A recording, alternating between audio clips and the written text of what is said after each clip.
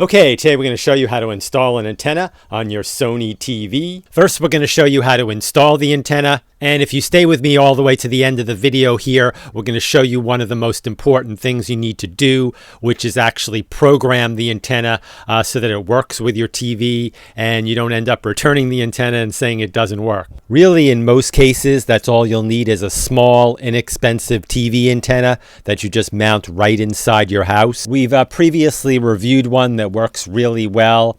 We will put a link down in our description box to this exact model if you'd like to try it. To install it, you just plug it into the antenna jack on your TV.